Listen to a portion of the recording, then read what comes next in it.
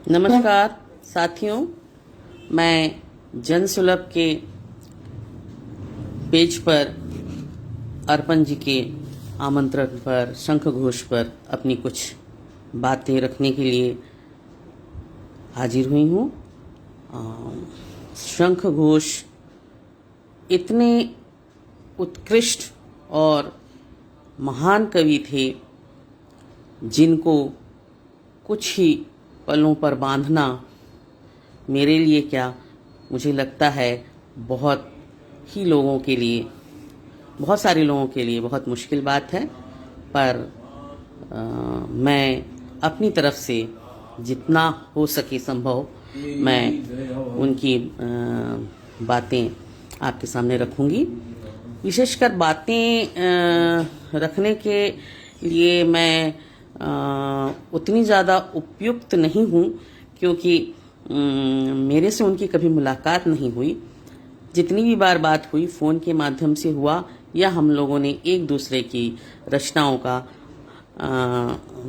आदान प्रदान इस तरह किया कि जिस बंगला की कुछ नामचीन पत्रिकाएं हैं जिनमें हम दोनों कई बार साथ साथ छपे हैं। यहाँ तक कि कभी कभी ऊपर शंख घोष की कविता है तो नीचे मेरी कविता है, या कभी इधर शंख घोष की कविता है तो मेरी इधर कविता है।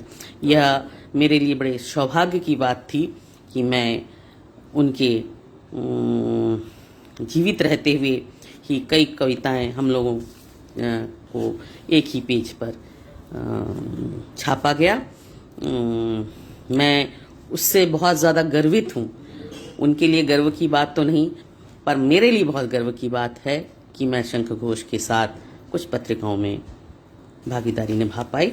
मैं उनकी एक कविता है जिसे मैं काफ़ी सालों से सुनती आई हूँ, जिसका पाठ बांग्ला में व्रतति बंदोपाध्याय, जिसको आवृत्ति कहते हैं, सुन सुनकर ही मैंने शंख घोष को जाना।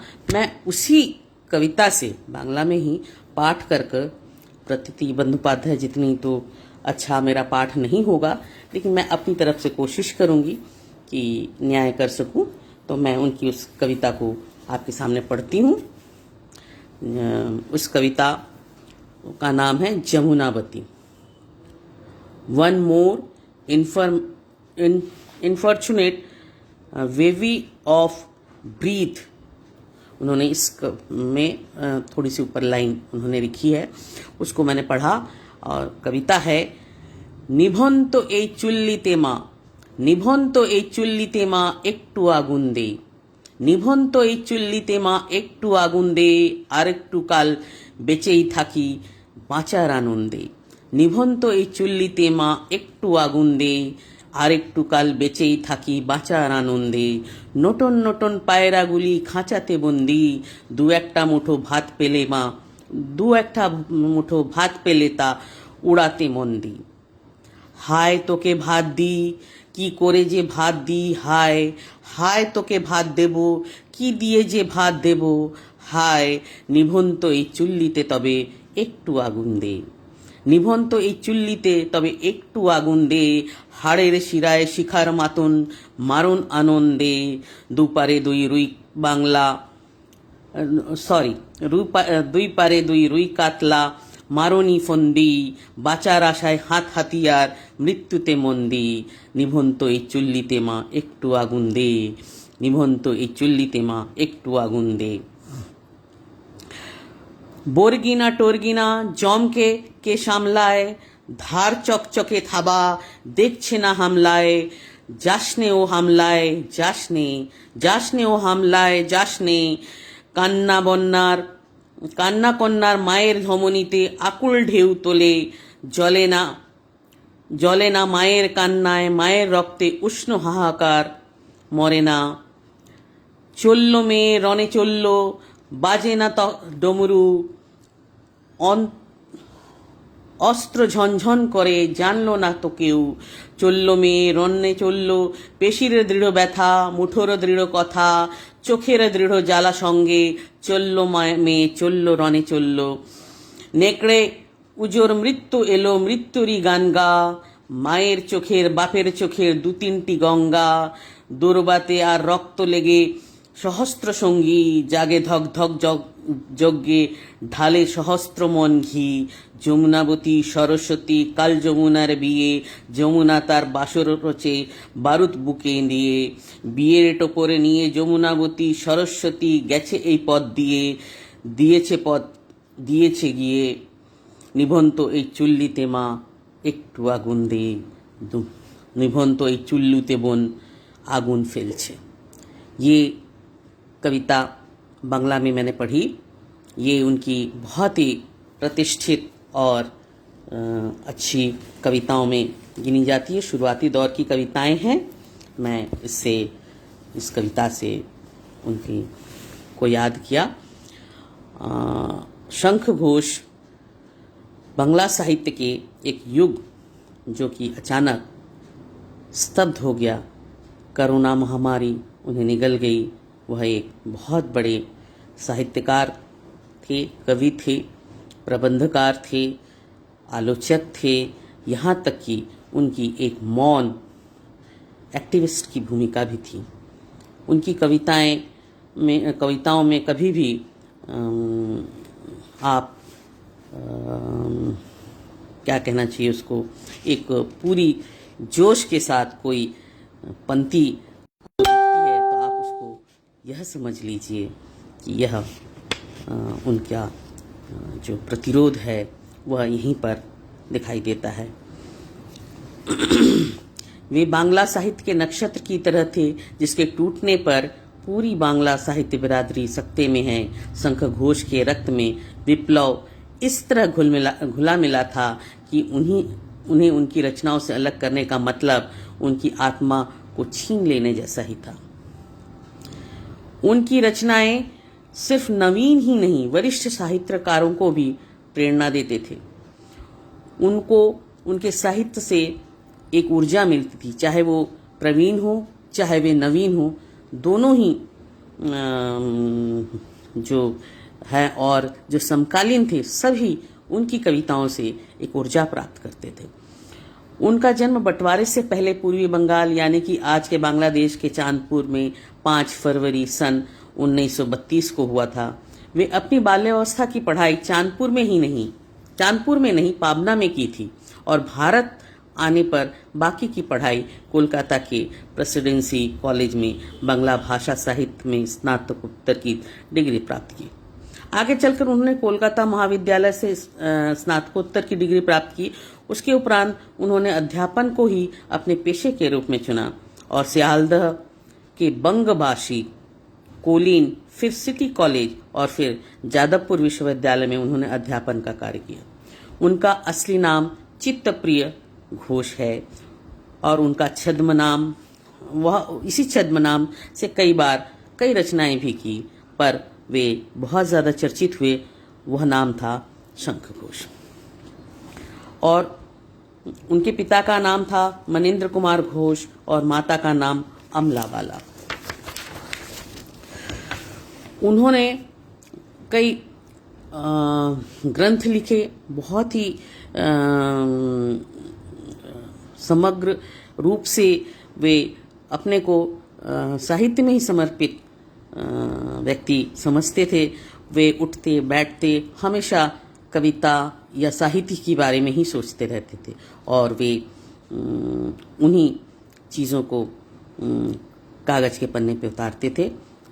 अंत के दिनों में उन्हें पार्किंसन का रोग हो गया जिससे वे पीड़ित हुए, तो वे बोलकर ही अपनी कविताएं लिखवाते थे, लेकिन फिर भी वे 90 साल की उम्र तक भी लिखते थे। यह उनकी लिखने की जो जिजीविषा थी वह हम नवीनों के लिए एक प्रेरणा स्तंभ की तरह है। उनका एक काव्य ग्रंथ है बाबर की प्रार्थना, जिसके लिए उन्हें साहित्य अकादमी का पुरस्कार 1977 को प्राप्त हुआ।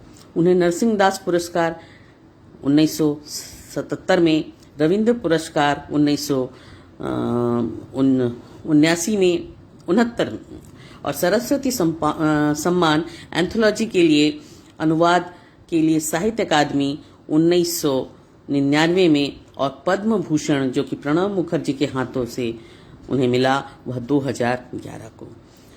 उनकी रचनाओं में हमें उनकी राजनैतिकता मुख्य रूप से देखने को मिलती है। भारत के केंद्रीय सत्ता के विरुद्ध भी उन्होंने अपनी कलम चलाई और उनकी वह कविता है माटी, जिसमें उन्होंने नागरिक संशोधन बिल के खिलाफ लिखा और उन्हें इस बिल से गहरी आपत्ति थी। उन्होंने बच्चों के लिए भी रचनाएं की और वे रविंद्रनाथ के साहित्य के भी गहरे गाता थे। उनका रविंद्रनाथ पर एक महत्वपूर्ण रिसर्च चल रहा था और रिसर्च रहा और वे रविंद्रनाथ के विषय में पारंगत होने की वजह से प्रसिद्धि भी हासिल की। उन्हें रविंद्र साहित्य से अत्यधिक लगाव था, इसलिए वह उस पर काफ़ी काम करते रहे। एक तरह से हर व्यक्ति का अपना कोई न कोई बहुत करीबी या मन को भा जाने वाले कवि या लेखक होते हैं। उसी प्रकार मैं कहूँगी कि शंख घोष के भी बहुत ही दिल के करीब जो कवि रहे वे रविन्द्रनाथ टैगोर थे। रविन्द्रनाथ टैगोर वैसे भी पूरे विश्व में सबके लिए बहुत प्रिय हैं, सबके बहुत प्रिय हैं, मेरे भी बहुत प्रिय हैं। और उन्होंने इस पर रिसर्च भी काफ़ी की और प्रसिद्धि भी हासिल की। उनका काव्य जितना उत्कृष्ट था उतना ही उनका गद्य भी। उनमें विशेषकर प्रबंध यानी कि आलेख, भ्रमण वृत्तांत, स्मृति लेख, अंतरंग विश्लेषण और आलोचना भी। उनके कुछ विशेष काव्य ग्रंथ दिनগুলি, রাতগুলি, এখন সময় নয়, নিহিত পাতাল ছায়া, बाबरेर प्रार्थना, मूर्ख बड़ो सामाजिक नय, इस तरह से कई ग्रंथ हैं जिनका मैं नाम यहाँ उल्लेख करूँ तो पूरा समय ही बीत जाए, क्योंकि उनका जो विस्तार लिया हुआ कार्यकाल है वह पूरी तरह साहित्य में समर्पित थे। इसलिए उनका सब काम मन से इतने गूढ़ रूप से करते थे कि वो उसी में रमे रहते थे। और उन्होंने जो कुछ भी रविंद्र साहित्य के विषय में या आलोचना या जो भी दिया वह प्रजन्म के लिए एक बहुत बड़ा उपहार है। और बेहद दुख की बात है कि साहित्य जगत के चमकते सितारे को 2021 में और 21 तारीख अप्रैल की कोरोना ने निगल लिया। वे अंतिम समय में अस्पताल जाने के लिए मनाही करते रहे, गए नहीं। उन्होंने कहा नहीं, मैं 3 बार और अस्पताल जाकर जीवित बच आया हूँ, शायद इस बार बचूं कि नहीं मालूम नहीं, लेकिन कोरोना का इलाज मैं घर में ही रहकर करूँगा। वे घर में ही क्वारंटाइन हो गए और कुछ दिनों बाद उनकी पत्नी को भी कोरोना हो गया और 21 अप्रैल को उन्होंने नींद में ही अपना अंतिम सांस लिया और उनकी पत्नी भी हफ्ते भर जीवित रहीं और वह भी कालकलवित हो गई।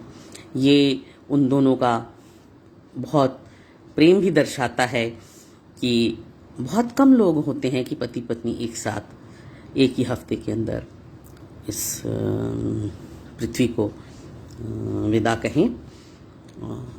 पर ये अच्छा हुआ कि ज़्यादा दिन उनको उनका वियोग सहना नहीं पड़ा।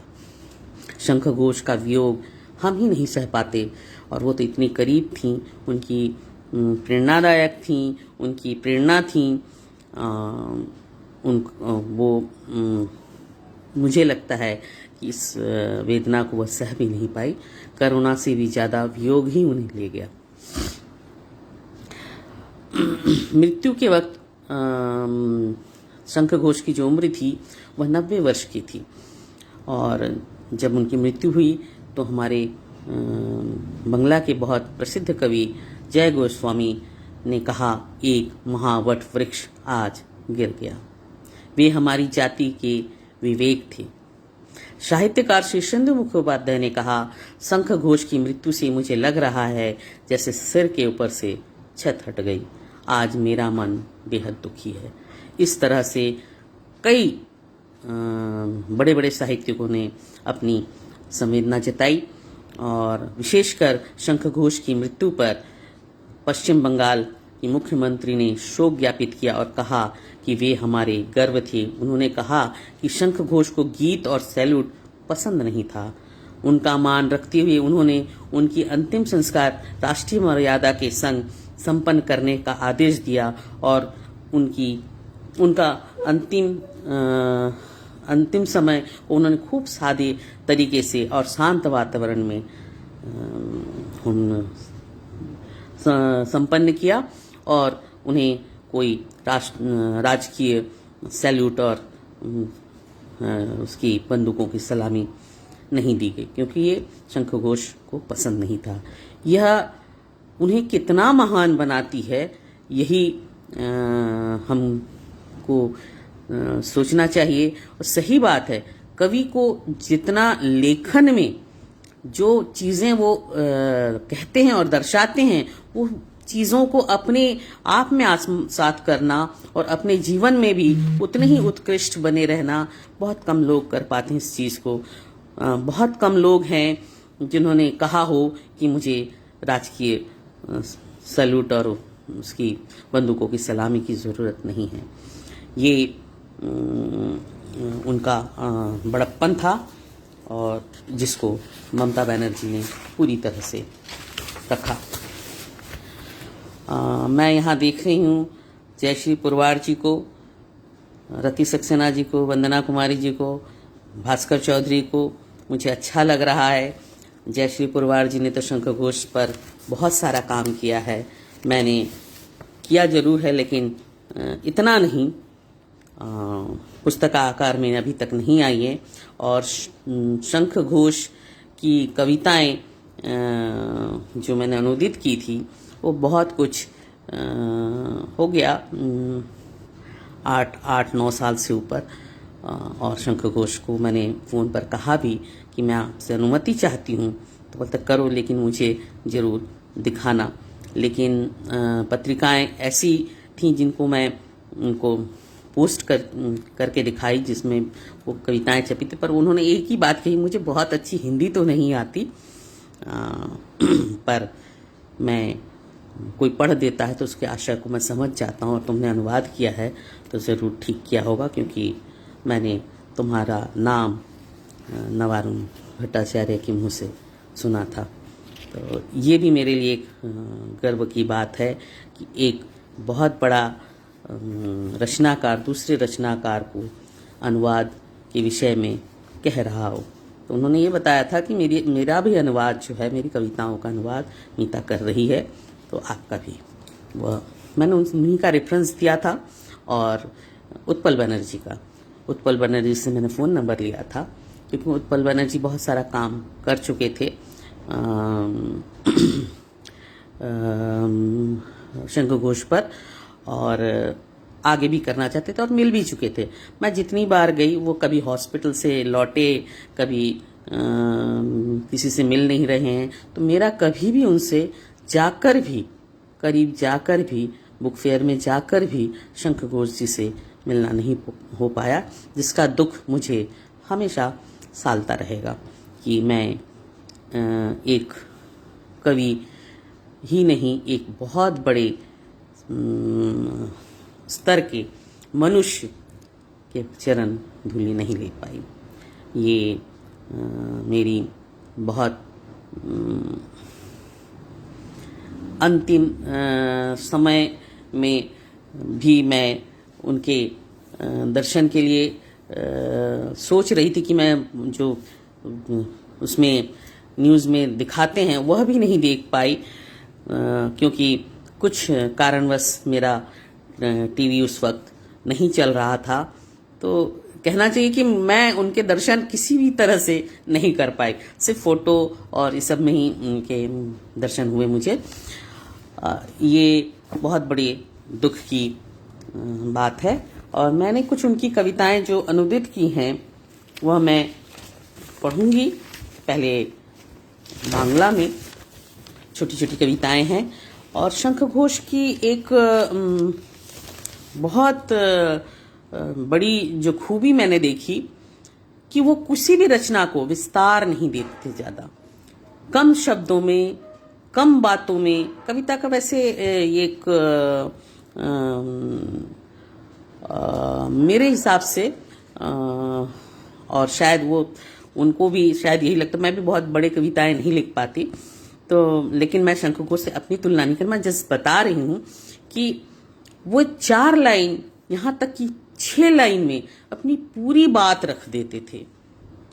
उनको ये नहीं था कि शब्दों की कमी है, लेकिन वो कम शब्दों में बड़ी बात कहने के लिए जाने जाते हैं। यह उनका बहुत ही प्रशंसनीय वो है कि कम शब्दों में बड़ी बात कहना। एक कविता है उनकी, भीड़। देखिए, भीड़ शंकर घोष की कविता है जिसका मैंने अनुवाद किया है। लघु होकर उतर जाइए महाशय, छोटे होकर उतर जाइए महाशय, पतले होकर उतर जाइए महाराज। आंखें नहीं है क्या, आंखों से दिखता नहीं है, पतले हो जाइए, छोटे हो जाइए। और कितना छोटा हो जाऊं ईश्वर, भीड़ के मध्य खड़े होने पर क्या मैं अपने जैसे समान, अपने ही समान नित्य ही न दिखूं, जैसे बाजार में, सदर में या ओट में। मतलब इतना छोटा हो जाने की बात कर रहे हैं कि आप अपने आप को इतना बड़ा मत समझिए कि इंसान अपने को जितना लघु बनाएगा, जितना लघु सोचेगा, उतनी ही बड़ी चीज के प्रति आप अपने सपनों को खोल पाएंगे। तो बाद में कवि खुद भी कहता, मैं कितना छोटा हो जाऊं कि अपने आप को भी ना दिखूं। तो ये जो 6 लाइन की, 8 लाइन की कविता है, तो इसमें कितनी बड़ी बात उन्होंने रखी। एक और कविता है, रास्ता। रास्ता कोई नहीं देगा, रास्ता कोई नहीं देगा, रास्ता बना लीजिए महाशय। देख रहा हूं बहुत ही हैं शौकीन, चश्मा पकड़कर उतर आया, घूमते फिरते उतर आया, सारा भुवन झुक गया, भुवन नैया के पैरों पर। लौट जाऊं पर लौटूं किस तरह, लौट जाऊं पर लौटूं किस तरह। एक रास्ता, दूसरा रास्ता, तीसरा रास्ता, कौन रास्ता। रास्ता कोई नहीं देता, रास्ता बना लीजिए। तीसरा रास्ता, चौथा रास्ता, सब रास्ते हैं समान, रास्ता बना लीजिए। एक रास्ता, दूसरा रास्ता, दूसरा रास्ता, एक रास्ता, कोई रास्ता नहीं देता, रास्ता बना लीजिए। ये उनकी कविता थी। एक और कविता है, क्यों। जरा आगे बढ़ो, जरा आगे बढ़ो, कब से एक ही जगह खड़ा हूं, जरा आगे बढ़ो। हे सर्पिणी फिसलन, जरा हिलो डुलो। मनुष्य मक्खी अंधकार, मनुष्य मक्खी अंधकार, हे सर्पिणी फिसलन, जरा हिले डुले। जल के संग स्रोत के सामने, मुख के संग उजाले के सामने, मनुष्य मक्खी अंधकार, जरा हिले डुले। जरा आगे बढ़ो विसर्पिणी, जरा आगे बढ़ो। और एक कविता है, देखिए 4 लाइन की कविता, ईंट। नष्ट हो जाता है प्रभु, नष्ट हो जाता है, नष्ट हो जाता है प्रभु, नष्ट हो जाता है। था पर अब नहीं है वह, था पर अब नहीं है वह, ईंट के पंजे में। आग जलाती है, रात में बेहद जलाती है, और सब ध्यान धान नष्ट हो जाता है, और सब धान सब नष्ट हो जाता है। ये 4 लाइन की उनकी कविता। उनकी कविता में एक विशेषता यह थी कि एक शब्द को वह 2 बार 3 बार भी उपयोग करते थे, लेकिन हमें लगता है कि वो शायद एक ही शब्द को बार बार कह रहे हैं। नहीं, उस शब्द का हर बार अर्थ बदल जाता है, हर वाक्य के साथ अर्थ बदल जाता है। यह ध्यान देने योग्य है। इसलिए वे बहुत छोटी कविता में भी बड़ी बात कह जाते थे। ये उनका लेखन शैली थी। और जिसको साधना बहुत कठिन है। बहुत बड़े बड़े कवि हुए हैं जो इसे साधने में सफल नहीं हुए, पर शंख घोष ने अपनी छोटी छोटी कविताओं में अपने आप को जिस तरह से साधा है वह एक बहुत महत्वपूर्ण है। एक और कविता है उनकी, पत्थर। पत्थर दिन पर दिन उठाए हैं मैंने सीने पर, पत्थर दिन पर दिन उठाए हैं मैंने सीने पर आज उन्हें उतार नहीं सकता, पर आज उन्हें उतार नहीं सकता। आज अभिशाप देता हूँ, कहूँ सब भूल थी, उतर जा उतर जा। फिर से शुरू करना चाहता हूँ। आज अभिशाप देता हूँ, कहूँ सब भूल थी, उतर जा उतर जा। फिर से शुरू करना चाहता हूँ। उठ खड़े होना जिस तरह से उठ खड़ा होता है मनुष्य, उठ खड़े होना जिस तरह से उठ खड़ा होता है मनुष्य, दिमाग से गायब है दिन और हाथों के कोटर में लिप्त है रात। दिमाग से गायब है दिन और हाथों के कोटर में लिप्त है रात। कैसे आशा कर लेते हो कि बूझ ही लेंगे तुम्हारा मन, कैसे आशा कर लेते हो कि बूझ ही लेंगे तुम्हारा मन। पूरे शरीर के अस्तित्व को घेर नवीनता कभी नहीं जागी, नवीनता कभी नहीं जागी। हर पल सिर्फ जन्महीन महाशून्य से गिरा रहा, हर पल जन्महीन हर पल सिर्फ जन्महीन महाशून्य से घिरा रहा। पर यह किसकी थी पूजा इतने दिनों तक, पर यह किसकी थी पूजा इतने दिनों तक। हो जाओ अब अकेले निरे अकेले, आज बेहद धीमे स्वर में कह रहा हूँ, तू उतर जा तू उतर जा। पत्थर देवता समझकर उठाया था सीने में, देवता समझकर उठाया था सीने में, पर अब मुझे तेरी सारी बातें पता है, पर अब मुझे तेरी सारी बातें पता है। एक और कविता है, बंदी जीवन। सोचते हो करुणा मांगा है, सोचते हो करुणा मांगा है, तुम सबका समर्थन मांगा है गलत। सोचते हो करुणा मांगा है, तुम सबका समर्थन मांगा है गलत। हृदय में अनुमोदन के लिए अब कोई इंतजार नहीं, हृदय में अनुमोदन के लिए अब कोई इंतजार नहीं। उसे पता है गलतियों की सीमा, उसे पता है गलतियों की सीमा, उसे विध्वंस की सूची भी पता है। वह चेहरा हो जाएगा भस्म, जान लेता है वह इन हाथों से छूकर। तब होगी बातें किसकी, किसी के संग नहीं।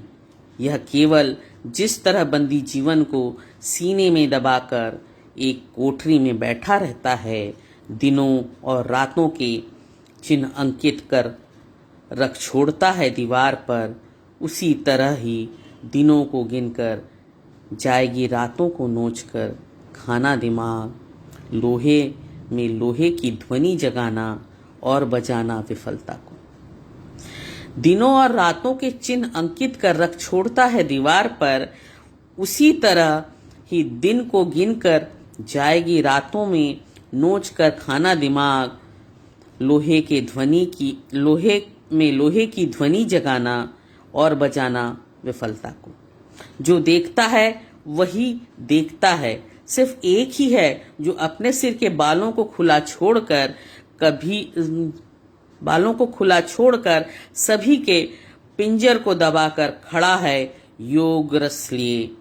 यह केवल उसी का नाच है वलय में वलह की तरह बुनता, यह केवल उसी का नाच है वलय में वलय की तरह बुनता। यदि कह सको इसे ही अच्छा तो अच्छा है, नहीं तो नहीं। यदि कह सको इसे ही अच्छा तो अच्छा है, नहीं तो नहीं। एक और कविता है, शर्त। देखिए किस तरह की शर्त वे रखते हैं अपनी कविता में। सन्यासी बन चुके हो समूचे, सन्यासी बन चुके हो समूचे पूरी तरह। त्याग सकते हो सब, राजी हो, त्याग सकते हो सब, राजी हो। उपेक्षा को उपेक्षा से ही, उपेक्षा को उपेक्षा से ही सहज ही लौटा सकते हो जड़ों तक। खोल दिया है समस्त द्वार और ताल विथिका ने निहित शीत की रात में देखा है आग उस स्वच्छ जल में। तब आओ इस बार सब कुछ पकड़ो और खींचो, याद रखो किसी भी हालत में और कहीं भी नहीं है तुम्हारा त्राण।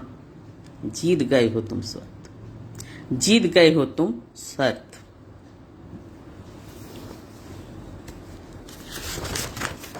एक और कविता है पुनर्वास।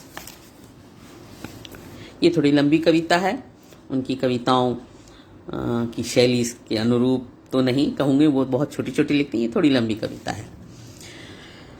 पुनर्वास। जो कुछ भी मेरे चारों ओर था, जो कुछ भी मेरे चारों ओर था, घास पत्थर सरीसृप भग्न मंदिर, जो कुछ भी मेरे, सॉरी एक मिनट डिस्टर्ब हो गई थी, मैं दोबारा पढ़ती हूँ। पुनर्वास। जो कुछ भी मेरे चारों ओर था, घास पत्थर सरीसृप भग्न मंदिर, जो कुछ भी मेरे चारों ओर था, निर्वासन कथोपकथन अकेला सूर्यास्त, जो कुछ भी मेरे चारों ओर था, विध्वंस तीर बल्लम घर द्वार, सब कुछ कांप उठा पश्चिम की ओर, दीर्घ पश्चिम की ओर, स्मृतियां जैसे दीर्घतर दलगत दंगल टूटा हुआ बक्सा पड़ा था आम की वृक्ष की छाया में, एक कदम की दूरी पर हठात जैसे सब वास्तुहीन से। जो कुछ भी मेरे चारों ओर है, सियालदह भरी दोपहरी उकेरी दीवारें, जो कुछ भी मेरे चारों ओर है, अंधी गलियां स्लोगन मॉन्यूमेंट, जो कुछ भी मेरे चारों तरफ, सरसैया लैंप पोस्ट लाल गंगा, सब कुछ एक साथ घेर लेते मज्जा का अंधकार भी। उसी के मध्य बजता रहा जल तरंग, उसी के मध्य बजता रहा जल तरंग, चोटी पर शून्य उठा रखता हावड़ा ब्रिज, पांव के नीचे लौट जाता परंपरागत।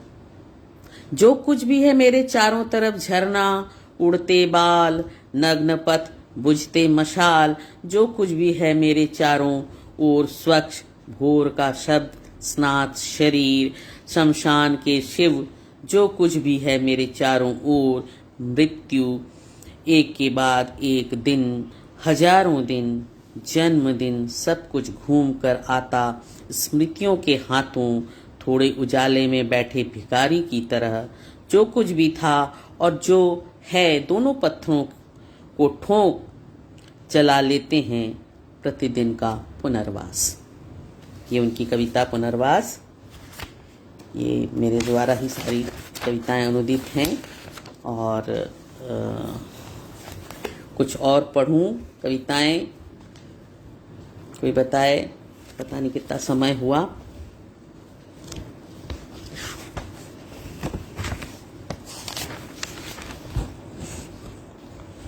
कोई लिखकर बताए। एक उनकी कविता जो मुझे बहुत अच्छी लगती है वह है ध्वंस करो ध्वजा। ध्वंस करो ध्वजा, कहना चाहता हूँ नाश हो जाओ, कहना चाहता हूँ नाश हो जाओ, अभी कहना चाहता हूँ चुप रहो, फिर भी कह नहीं पाता और इसलिए खुद को टुकड़े टुकड़े कर लेता हूँ इन दिनों। कहना चाहता हूँ है ज्ञात है मेरी मज्जा के भीतर, तुम्हारा घेर कर खिंचाव बना रखना। कहना चाहता हूँ तुम्हारा अंत नहीं और शुरू भी नहीं, केवल जल नमक तुम्हारी आंखें नहीं हैं, स्नायु भी नहीं, सिर्फ पुतली है। आंखों की पुतली, पुतली मतलब आंखों की पुतली। सिर्फ पराग, आवर्तन, चक्रवात, सिर्फ गौहर कहना चाहता हूँ। नाश हो जाओ, ध्वंस हो जाओ, टूटो, किंतु कह नहीं सकता, क्योंकि इसके पहले ही तुमने खुद अपने हाथों से ध्वंस कर देते हो मेरी ध्वजा, मेरी आत्मा।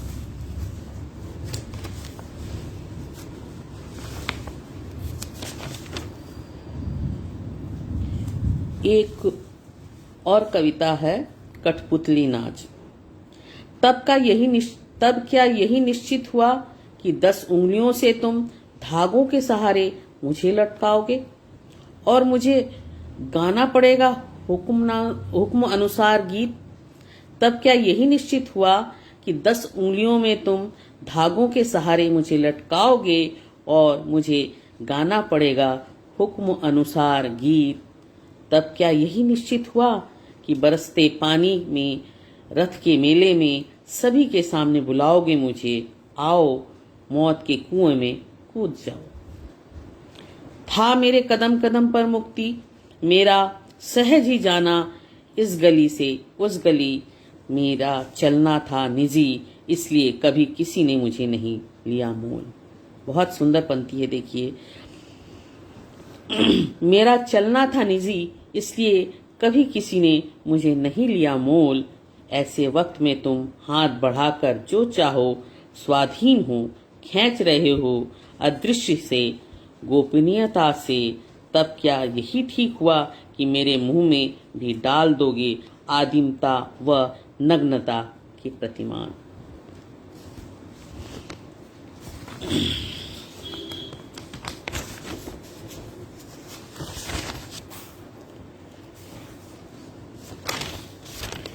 एक उनकी कविता है, क्रिया। किस तरह सजाऊं तब आगे विशेषण बाद में क्रिया, किस तरह सजाऊं तब कि आगे हो विशेषण बाद में क्रिया। क्रिया अगर न भी रहे सिर्फ विशेषण होने से भी चलता है। क्वेश्चन मार्क है, उन्होंने देखिए कितनी छोटी सी कविता है, उसमें कितनी गहरी बात उन्होंने लिखी। किस तरह सजाऊं तब आगे है विशेषण बाद में क्रिया। क्रिया अगर न भी रहे सिर्फ विशेषण होने से भी चलता है। विशेष कहीं है क्या, कभी था भी क्या किसी जगह। सर्वनाम से कांप उठा क्रिया कर्महीन अंधकार, जिस पल इच्छा हो विशेषण लगाकर बदल देना अर्थ। कितनी सुंदर बात लिखी। सर्वनाम से कांप उठा क्रिया कर्महीन अंधकार, पल में इच्छा हो विशेषण लगा बदल दो अर्थ। एक छोटी कविता और है, विस्फोरण मतलब विस्फोट। शाम को झिलमिलाते चौराहे पर, शाम को झिलमिलाते चौराहे पर दौड़ती गाड़ियों को रोक रोक कर हाथ अंदर डालकर अगरबत्ती बेचना चाहती थी। शाम को झिलमिलाते चौराहे पर दौड़ती गाड़ियों को रोक रोक कर हाथ अंदर डालकर अगरबत्ती बेचना चाहती थी। नंगे बदन चीकट बालों वाली एक 5 साल की गंदी कमीज पहने हुई लड़की, और हमने कहा नहीं चाहिए, और हमने कहा नहीं चाहिए, हमने कहा भाग। तब अचानक घर पर छोड़ आए शिशु का चेहरा झलक उठता है, और कहीं कोई विस्फोट नहीं होता, कहीं भी नहीं, और कोई भी नहीं। एक और कविता है, समय है क्या उल्टा रथ। कोई बताएगा कितना टाइम हो गया। उल्टा रथ।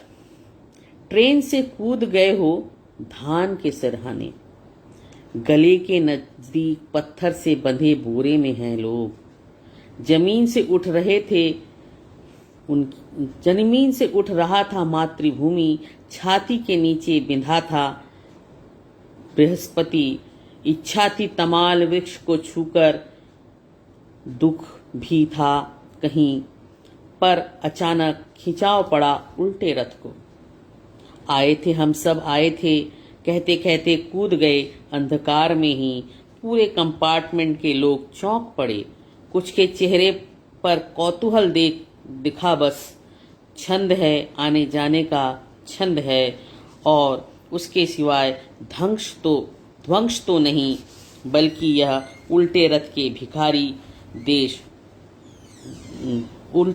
भिखारी देश में ढूंढ रहे हैं, गले में पत्थर और सीने के नीचे बृहस्पति रथ।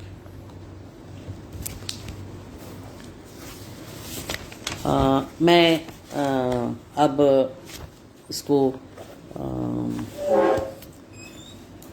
समाप्त करने की इजाज़त चाहूँगी। मेरे ख्याल से पौना घंटा हो गया है। मैं छोटी छोटी 2-1 कविता उनकी बांग्ला में पढ़ूँगी, क्योंकि बांग्ला के कवि थे, तो आप लोग भी कम से कम उनकी बांग्ला कविताओं का आस्वाद लीजिए।